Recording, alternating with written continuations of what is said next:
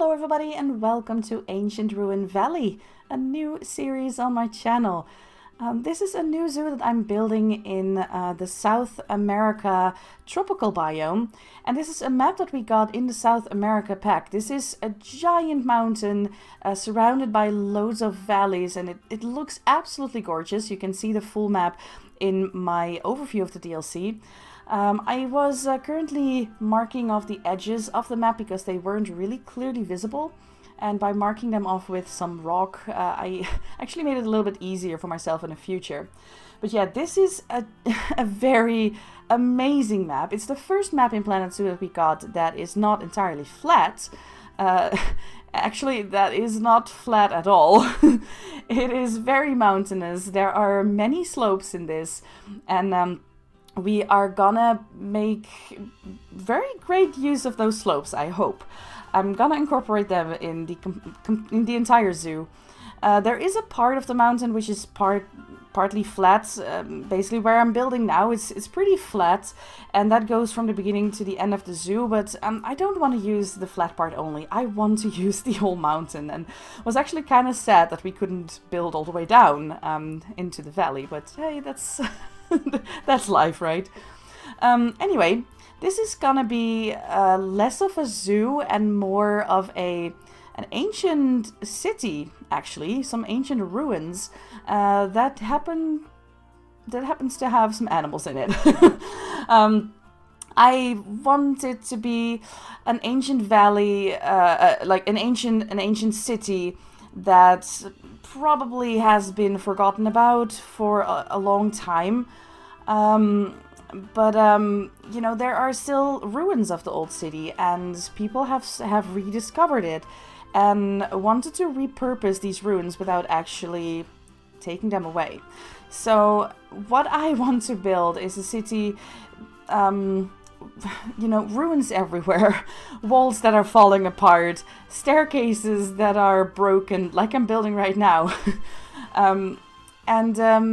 Yeah, I want to put animals in here that might actually be found in a biome like this, in a location like this. So animals that you would find on a mountain specifically. Sadly, we do not have a lot of South American animals. Otherwise, I could have made it a South American city specifically. But we have like, what is it, like somewhere between 6 and 8 animals that actually live in a South American biome, and I'm not counting the exhibit animals. We actually do have quite a few of those, but we don't really have a lot of habitat animals that actually come from South America. So I'm not restricting myself to South America, but I'm also not putting super exotic species in here, as in there will probably be no polar bears or something, because you would not see them in a mountainous area. You know, stuff like that. So I want to put stuff like bears and maybe some monkeys and you know, the llamas. Of course, all the South American animals are gonna go into this zoo. But apart from that, probably some bears, probably some stuff like, I don't know, gembox or antelopes. Do they climb? I don't know. I have to look this up. Maybe even the Dall sheep, because that's the only type of sheep that we have, and I know that they actually, at least I remember, I hope that I remember this correctly, but I believe they actually live on slopes, on very steep slopes. Am I right about this? I don't even know. Maybe those are other sheep, but I'll figure this out. Anyway, that's kind of what I want to do here, and I don't want it to look like a zoo. I don't want it to have a zoo feel, I think. I want it to look like this is more like a reserve of animals, you know? Yeah, the enclosure should be kind of natural in a way. I mean, these are city ruins, so the enclosures will also be like that, but I will try to make them as natural to this environment as possible. So they might be part of the old city, and they're their habitat walls may be part of some city walls that are still left over, and you know, stuff like that. Maybe we will make good use of water as a border, stuff like that. So I don't want it to look fake, like, hey guys, we build a zoo, you know. And but yeah, this probably the zoo was made to actually help preserve this piece of land, because ruins or old structures need work, right? Because otherwise they would probably collapse at some point. So in order to preserve this old city, I guess they build a little zoo around it, like inside it, so that people would actually donate money, or like, you know, give them money, which they would use to actually keep up with the building and everything, with all the buildings. Yeah, something like that. I think that works, right?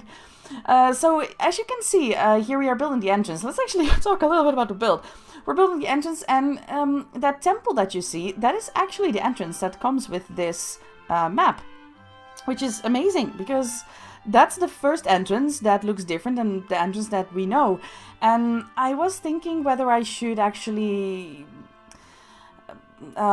continue on that style. So I thought that I would use that color for a bit and make this a whole temple-like square, but I couldn't really capture the right color, and our stones look different. And I, at some point, thought, like, you know what? No, this is just an old temple that is still there, and for it to be this really great piece, I'm just gonna leave it as it is, you know, and I'm just gonna build the city around it. But that entrance is just the only temple piece that we got at the entrance. I might build a temple somewhere else in the zoo, like in the middle maybe, or at the end.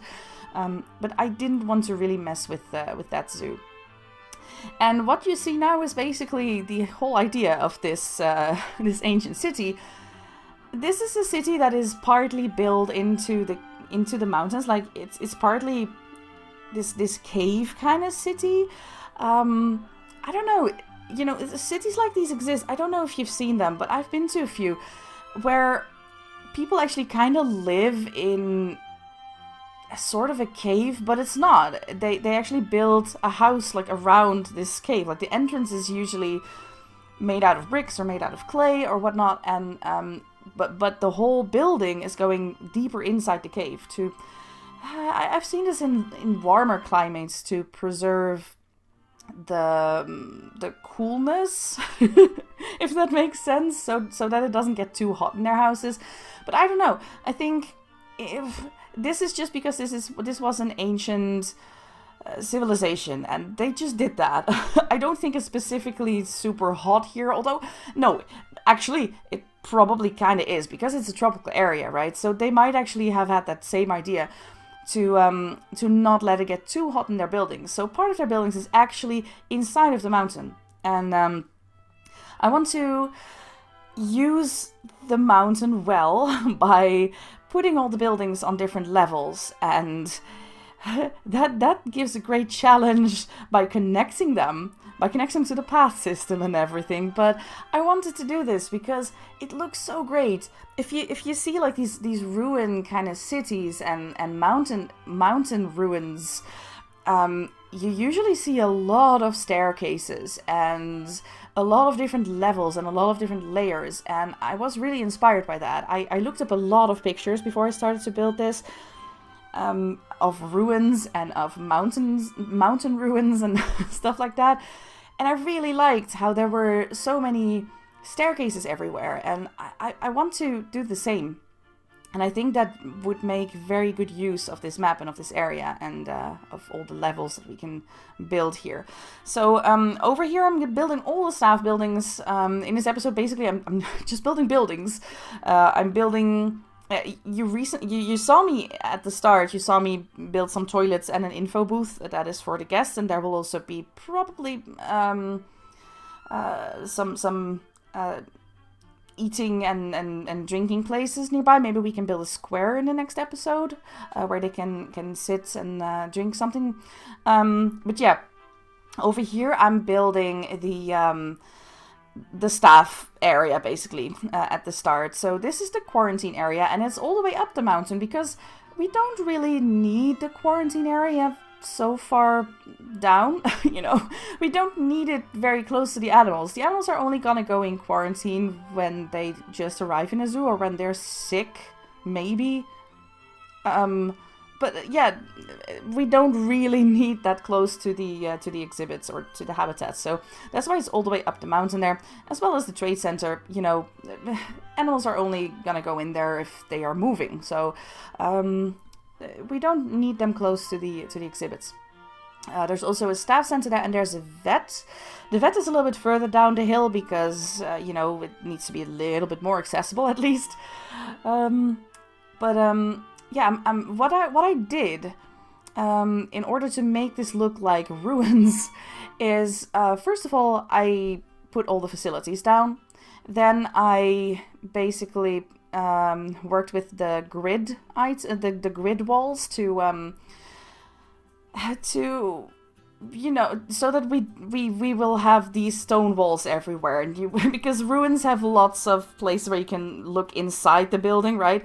But you don't want to see the ugly walls of the quarantine or whatever. So I wanted to have these grid walls first, and then I just decorated the ruin walls around them. And there are not so many pieces that we have that are ruins.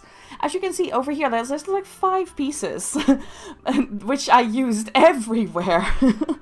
But just because I use them in different levels and in different rotations and everything, it doesn't look like I use the same item all the time. I think that's... yeah, I think that works. So I try to put these pieces down in a way that sometimes they are placed in a weird angle, and sometimes it's like they kind of hug the building also. I feel like the ruins, the ruin pieces are the old walls, but in order for these people to make this zoo work, they had to kind of renovate it, right? But they didn't want to change the look of the ruins. But they wanted to have some buildings inside. So what they did was they put some new walls inside of the ruins so that it would work. I guess that's the story that I made up for myself to make this whole idea work and to make it look good and to make it also look like a realistic building that you could actually work in or live in even, or yeah. So yeah, what I did, I also tried to work with different levels, even though my building doesn't have different levels. Like the building itself, like the facility itself doesn't have different levels. But I wanted it to look like the building itself did have different levels, if that makes sense, you know. So there's like this second floor that has totally disappeared, but there's still a bit of the wall left, and this is part of the first floor. So the building was probably bigger at some point, but that part totally fell off and disappeared, and it was just something that we couldn't save anymore. I also put a custom door in it, or not custom, but a door that doesn't belong to the facility, because the facility doors are ugly, let's be honest. Also, the windows. So I wanted to make a window that would actually be believable as an old refurbished window. Maybe the glass is new and everything, and probably the woodwork in there is new, but this whole window frame and everything, that's part of the ancient structure, and I didn't want it to be light blue and pink and all those great colors that we get in the facilities. So I actually saved this as a blueprint so that I could use it everywhere. This is gonna be my window throughout the whole zoo, I think. This just works a lot better. Also, the door. I look at that lilac door. It just doesn't make it believable as a ruins, even if it's a renovated type of ruins. But still, you would probably keep the whole atmosphere of the building the same, right? You wouldn't put a pink door in this, so yeah. So I also use this staircase a lot because that's another 2 pieces that we have in addition to the 5 pieces that you saw earlier. We have these staircases, and they don't have to be staircases. You can flip them and turn them around, and then they are perfect roof tiles and wall tiles, and you know, yeah, it's perfect. I also used a lot of these things, these stones, the rubble basically, because I think that adds a lot to this whole ruin feel. I think my favorite piece is probably maybe even the corner piece, the ruined corner piece. I don't know, I just really like that one. Yeah, so different levels. This is gonna be the thing that the whole look of the zoo will be all these different levels, loads of stairs. You will see me build paths and stairs later on, and I think that really adds to the whole atmosphere of it. And what oh yeah, so here we start with the path. I was struggling a bit because it's not easy to, I mean, you all know that just in general, pathing isn't easy in this game. But I got the hang of the pathing. I have a path tutorial for all of you who are still struggling with pathing, and but that's just a basic tutorial, you know. That's just basic pathing, like how to even connect paths and how to do just basic stuff. But this was a whole other level, because you have to have some sort of a leveled ground for the path to even work. I made sure that the first thing that was clicked on, like what's it called? Level terrain or something. I'm not sure what it's called right now. But you know, in the right menu, and then the top thing, the top option, because then it actually flattens your land a little bit more. But still, sometimes you need to flatten it yourself manually, and yeah, and I also didn't want it to look weird. I wanted, whenever I make some stairs here, I want it to look like stairs should be in this location, you know? So, yeah, there we go. That's the top section. That was actually the biggest struggle. The staircase is down, and the other parts were less of a struggle, as I've kind of figured out how big my my horizontal, like my level ground should be. Yeah, and over here I just basically put a staircase down that whole building. I think I might actually do a tutorial on this kind of pathing, because I don't think that's really on YouTube yet. It's kind of a trial and error thing here, and I think it's something that might be useful for people to know. how to do leveled pathing. How shall we call this? Elevated paths. I don't know, but just paths on different levels, and how to connect them, and how to work with paths in a mountainous area, and if your buildings are in a different level and everything. I think in the end this turns out to look pretty great, and yeah, this is a style that you will see throughout the whole zoo. I'm building another building here. I think it's power, because I felt that power was missing, and I do want this to look. I do want this to. I was thinking of not using power and just turn it off, because it's sandbox and everything, you know. And I actually turned it off in terms of building. Like, I don't want to be bothered by the messages all the time while I'm building. But in the end, I want it to be a realistic zoo, so I do want there to be power and everything. So I also built a little power thingy. It's gonna be, I say little, but it's gonna be connected to the other building, I think, in the end. So in the end, it's gonna be quite large. Although I'm not really sure. No, this is actually its own little building. But the building is getting larger, because I'm just adding loads and loads of pieces to it, and it seems like it's quite a a big building. Not huge, but bigger than the power building on its own is.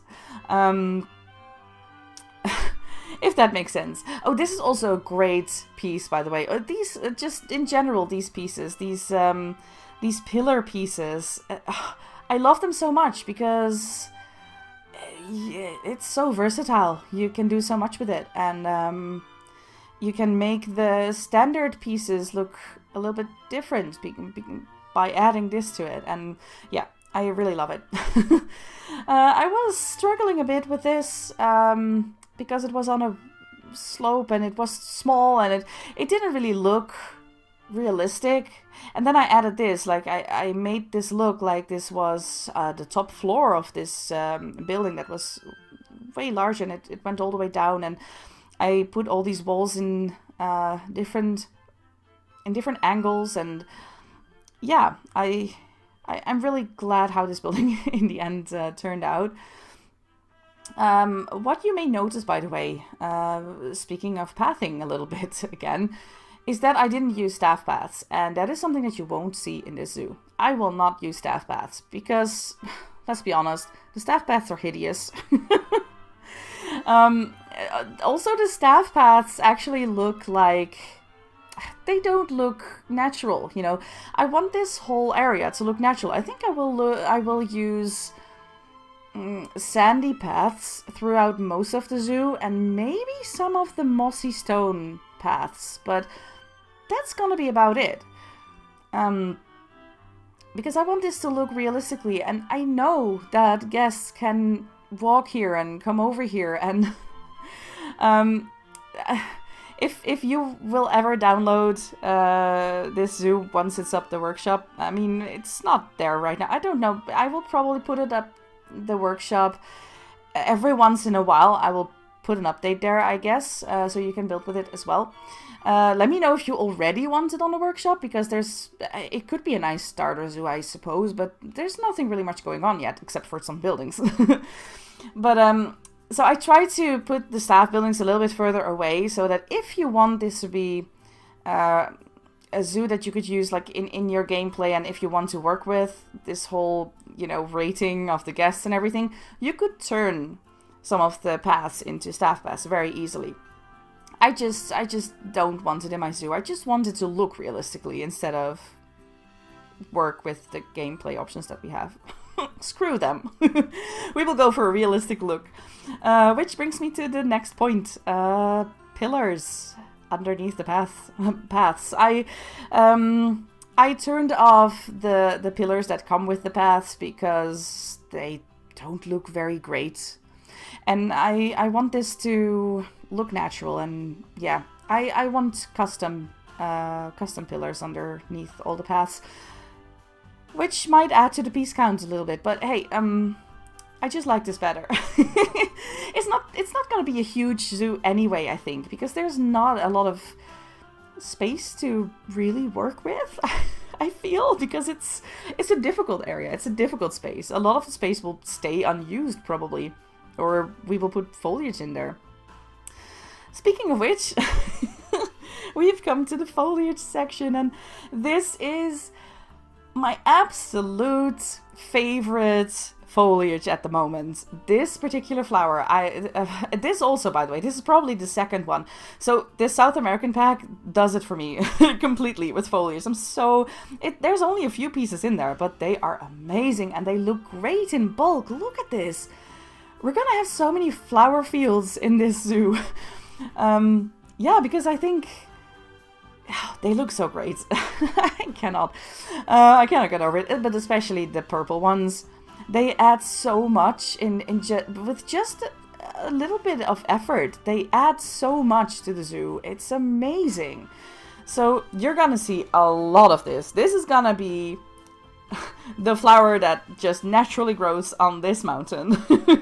And also these two. These you will see loads of in this zoo. So I hope you're just excited about them as I am. Yeah. So then I wanted some fencing because, you know, this is not safe. And because I wanted to take piece count a little bit into account at least, I thought, you know, let's see if there is a fence in the game that I like that would fit. And I actually really liked this fence. I cannot remember. I think it's a base game fence. I think so. I think this did not come... Yeah, no, because this pack had a total different fence. This is a base game fence, guys. Everybody has it. And I really like it. It looks really natural and... yeah, so I'm gonna use this fence everywhere around all the paths that might... that might be too dangerous otherwise, you know? What else? What else am I doing? I don't even know. Oh yeah, this is something I did. This is also something that came with a new pack. These kind of vines that we can, well, hang as aside from the buildings. It's as what I'm doing right now, and I think this adds to the whole old feel, to the feel that these ruins have been there for a while, and foliage has actually grown on it. And I know that we have other vines as well, but these look really natural and, I don't know, old? This looks like the kind of vines that you would expect if a building has just not been attended to for, I don't know, a few hundred years. And even though this is now an area that they want to preserve, they also want to preserve that old feel, so I don't think they would get rid of that foliage if it doesn't really... endanger the building, if that makes sense, right? So yeah, I will put those around a lot of the buildings as well. And here I'm just placing a little bit more foliage, and but that is all that I'm doing in this zoo. In the next zoo, I am probably gonna build my first habitat. Let me know which animal you would like to see. It might actually be the llama, but let me know what you would like to see, and let me know if you're excited about this zoo and what you think of the builds and everything. And I would love to know if you are also already experimenting with the South America pack and what you're building. Anyway, give this a like if you like it, and subscribe if you want to see more, and I will see you in the next episode. Have a lovely, amazing day, and stay twinkly!